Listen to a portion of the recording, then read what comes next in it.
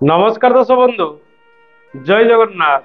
आज अध्याय दर्शक बंधु आम आलोचना करवा 2024 मसीहा मार्च मसरे वृक्ष राशि फलाफल किपर आसतु ग्रह मान स्थिति कौन रही से विषय संपूर्ण रूपे आम आलोचना करवा। मास आरंभ रवि आपणकर दशम स्थान में चलन करेंगे। मार्च मास 14 तारिख ठारू रवि एकादश स्थान में चलन करेंगे। मंगल मास आरंभ नवम स्थान में चलन करेंगे। मार्च मास 15 तारिख ठारू से दशम स्थान में चलन करेंगे। शुक्र मास आरंभ नवम स्थान में चलन करेंगे। 7 तारिख ठारू से दशम स्थान में चलन करेंगे। बुध मास आरंभ दशम स्थान में चलन करेंगे। 7 तारिख ठारू से एकादश स्थान में चलन आरंभ करेंगे। राहु मास सारा एकादश स्थान में रहिबे। केतु मास सारा पंचम स्थान में चलन करेंगे। शनि मास सारा दशम स्थान में चलन करेंगे। बृहस्पति मास सारा द्वादश स्थान में चलन करेंगे। दर्शक बंधु ए मासरे आपण राशि रे रवि सुधी रोचे किंतु गुरु सुधी रहूना। फगुण मास किछि दिन पर्यंत भोग होतिबारु आपण ए मासरे शुभ मांगलिक कार्य गुड़िक संपादित करें। विवाह सहित व्रत उपनयन, गृहारंभ, भूमि पूजा, गृह प्रतिष्ठा इत्यादि कार्य क्षेत्र में आपन को सफलता मिलबार संभावना रही। अधिकांश ग्रह ए मासरे शुभरे रहउचंती किंतु बृहस्पति मास सारा अशुभरे रहुतिबारु अशुभत्व फल मध्य से प्रदान करि परंती। शनिकर शुभ फल आपनक राशि रे भोग होउची। शनि शश नामक राजयोग मध्य प्रदान करिवे। ए मासरे शनिक सहित रविंकर जोग मार्च मास 13 तारिख पर्यंत रहिबो। तेणु बाप पुओंक मध्यरे भल उत्तम संपर्क रखिबा आवश्यक। स्वास्थ्यर स्थिति जो देखिबा स्वास्थ्य क्षेत्र में आरोग्यता लाभ हम किंतु समय समय देहपा मझे मझे किसी असुस्थ हो पारे। स्नायुविक दुर्बलता आपन समय समय परिलक्षित करेंगे। थंडा, गला दरज इत्यादि समय समय वृद्धि पाइबार संभावना ए मासरे रही। गर्भवती महिला मानक पई समय जो देखिबा ए मासरे आपन को संतान सुख मासर प्रथमार्धरे प्राप्ति हब। जदि नूतन गर्भ धारण करिया पई चाहुचंती मासटी सर्वोत्तम रहिबो नै, मिश्रित एवं सामान्यतम रहिबो। मां को स्वास्थ्य रे उन्नति लाभ होबार संभावना रही।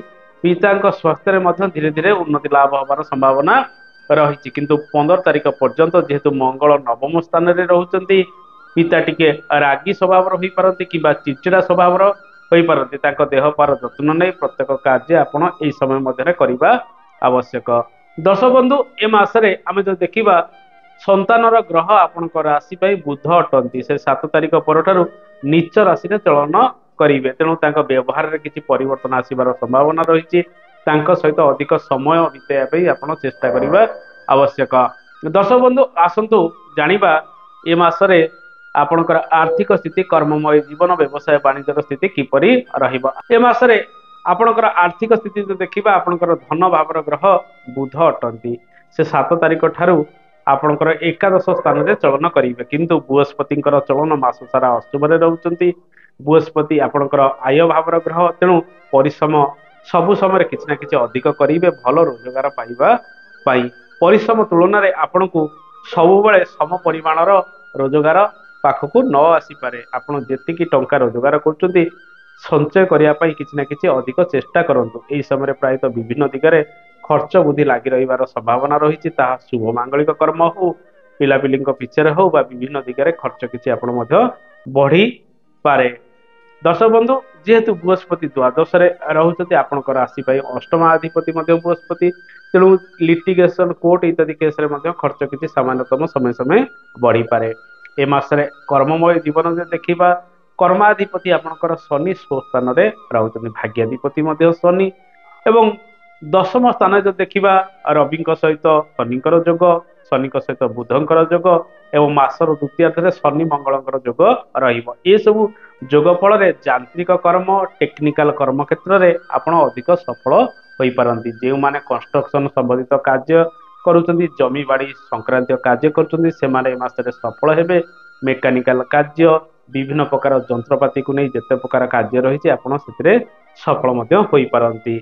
ए मासरे राजनीति क्षेत्र में सफलतार हार अधिक रहिबो। जेहेतु रवि मास सारा आपणक राशि रे शुभरे रहउचंती, दशम एकादश रहुतिबारु मान सम्मान मध्य आपनको प्राप्ति होबार संभावना रही। नूतन चाकरी मध्य ए मासरे आरंभ करि परिबे, किंतु इंटरव्यू इत्यादि क्षेत्र में अधिक परफॉर्मेंस आपणकर रहिबा आवश्यक।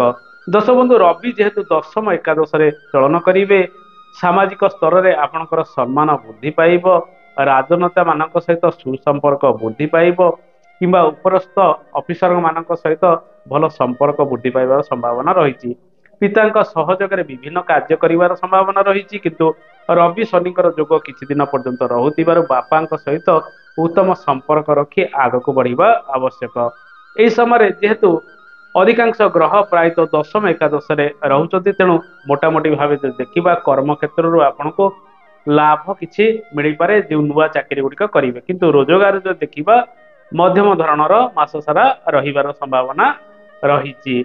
ए मासरे आपणकर जदि प्रमोशन इत्यादि अटकी रही से सब क्षेत्र में आप अधिक चेष्टा प्रचेष्टा जारी रखि था एवं ए मासरे आपण निज कार्य सहित अन्य व्यक्ति मानक मध्य सहयोग करी कार्य गुड़िक आगे पारे। यही समय आप जॉब इत्यादि चेंज करने चेष्टा करूँ जो मैंने सरकारी चाकरी किंबा बेसरकारी क्षेत्र में भल पदपदवी पाइबापी चेष्टा कर रवि चलन मास सारा शुभरे एवं शनि शुभरे रोथिबारु आपणकर राशियाधिपति शुक्र मास सारा शुभरे रोथिबारु आपण से दिगरे अधिक चेष्टा करबा आवश्यक।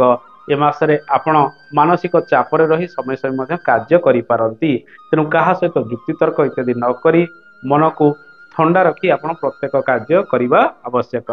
दर्शक बंधु एबे आसंतु जानिबा व्यवसाय वाणिज्य स्थिति किपर रहइबो।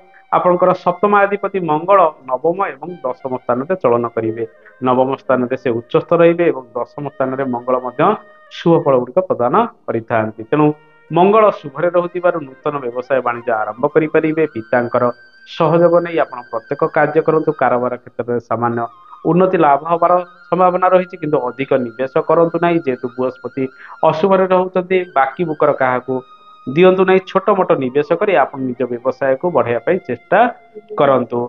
ए मासरे धनाधिपति आपणकर बुध अटंती बुध दशम एकादश चलन करेंगे किंतु निचस्थ हो एकादश स्थान में चलन करुथिबारु बड़ धरणर लाभ न मिल पारे किंतु रोजगार अल्प बहुत आपण पाखक निहाती व्यवसाय वाणिज्य आसीब तेणु ए मासरे आपण बड़ निवेश ठारू दूरे रही आगको बढ़िया चेष्टा करंतु जो माने शेयर मार्केटिंग क्षेत्र में अर्थ लगान कर मिशामिशी शुभ सुफल आपको प्राप्ति हमार जोग रही तेणु ए मासरे कर्ममय जीवन में अधिक शुभफल सहित नूतन कर्म आरंभ करेंगे सरकारी क्षेत्र बेसरकारी क्षेत्र हो राजनीति क्षेत्र में आप सफल पारती यांत्रिक कर्म खोजुवा व्यक्ति माने ए मासरे अधिक परिश्रम करने सहित भल चाकरी बाकरी प्राप्ति करें।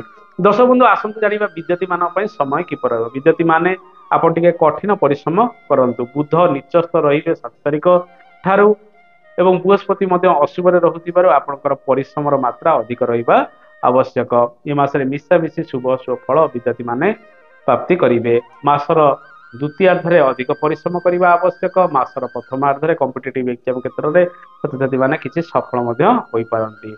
दर्शक बंधु आसंतु जानिबा दाम्पत्य जीवन किपरि रहिबो। दाम्पत्य जीवन में धीरे धीरे सुख किछि बढ़िबार संभावना रही मंगल आपणकर सप्तम अधिपति नवम दशम चलन करुथिबारु शुभ फल गुड़िक प्राप्ति करेंगे जीवन साथी सहित सुखद समय गुड़िक अतिबाहित करिपारंती परिवार सहयोग सपोर्ट आपको प्राप्ति होई पारे परिवार सहित मिसी विभिन्न कार्य गुड़िक करेंगे परिवार यदि आपको विभिन्न क्षेत्र में सपोर्ट करुच्ची से सब कार्य क्षेत्र में आपको लाभ मिल पारे मानसिक चापरे रही सामान्य कार्य कले परिशेष में आप विभिन्न कार्य क्षेत्र में सफलता पाइबा सहित घर कार्य गुड़िक अधिक त्वरित हम बंधु सहित सुसंपर्क वृद्धि पाइबार संभावना रही माँ प्ररोचन विभिन्न कार्य जदि करेंगे से आर्थिक लाभ मिलवार संभावना रही जानवाहन किणाकिणी करूँ जमी बाड़ी कार्य गुड़िक आरंभ करूँ से आपको भल सफलता मिल पारे।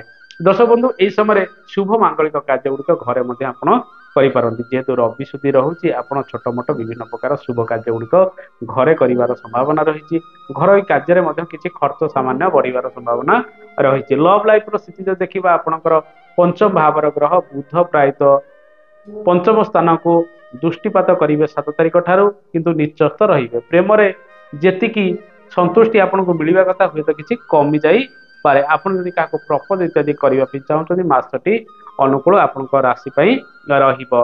दर्शक बंधु आपणकर भाग्याधिपति शनि शश नामक राजयोगे ଦଶମ ସ୍ଥାନରେ ରହୁଥିବାରୁ ପରିଶ୍ରମ ଯେମିତି ରହିବ ଆପଣ ନିଜ କ୍ଷେତ୍ରରେ ଆଗେଇ ମଧ୍ୟ ପାରିବେ। ବିଦେଶ ଯାତ୍ରା ଯେଉଁମାନେ କରିବା ପାଇଁ ଚାହୁଁଛନ୍ତି, ଶୁଭ ମାଙ୍ଗଳିକ କର୍ମ ଯେଉଁମାନେ କରିବାକୁ ଚାହୁଁଛନ୍ତି, ମାସଟି ଅନୁକୂଳ ରହିବ। ଉଚ୍ଚଶିକ୍ଷା କ୍ଷେତ୍ରରେ ବିଦ୍ୟାର୍ଥୀ ମାନେ ପରିଶ୍ରମ ଅନୁଯାୟୀ ସଫଳ ମଧ୍ୟ ହୋଇପାରନ୍ତି।